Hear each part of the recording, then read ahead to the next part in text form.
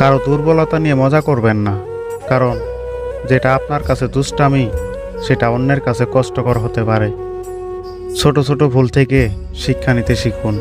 মনে রাখবেন, হোঁচট সবসময় ছোট ছোট পাথরের সাথেই খায়, পাহাড়ের সাথে নয়। কারো সুখের গল্প লেখার জন্য যদি ভালো পেন্সিল হতে না পারো, তাহলে রাবার হও, যেন কারো দুঃখ মুছে দিতে পারো। ছোটবেলায় আমরা পেন্সিল ব্যবহার করতাম, আর এখন কলম ব্যবহার করি, কারণ ছোটবেলার ভুলগুলো ছিল সংশোধনযোগ্য, কিন্তু বড়বেলার ভুলগুলো নয়। কারো ক্ষতি করার আগে মনে রাখবেন, তার কান্নার প্রতি ফোঁটার হিসাব সৃষ্টিকর্তা আপনার কাছে চাইবে একদিন।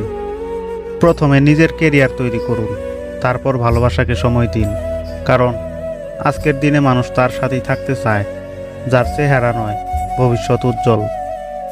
একটা ক্ষুধার্ত পেট, একটা খালি পকেট, একটা ভাঙা হৃদয় আপনাকে যা শিক্ষা দেবে, সেটা পৃথিবীর কোনো বই আপনাকে দিতে পারবে না।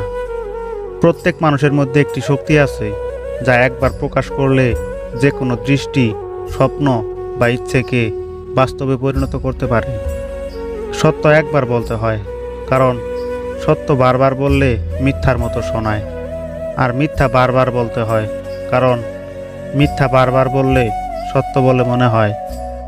জীবনটা সেই মানুষটার সাথেই কাটানো উচিত যার চেহারার চেয়ে মনটা বেশি সুন্দর।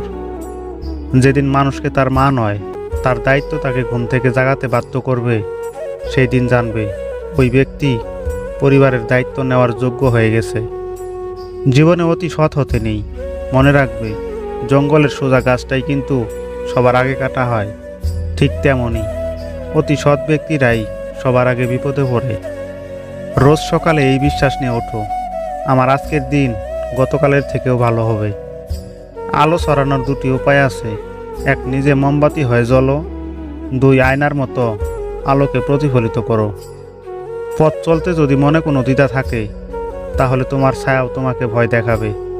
নিজের লক্ষ্য স্থির রেখে আত্মবিশ্বাস নিয়ে এগিয়ে যাও, দেখবে সাফল্য পাবেই। জীবনে তো কষ্ট আসবেই, শুধু নিজেকে শক্ত রাখা শিখতে হবে।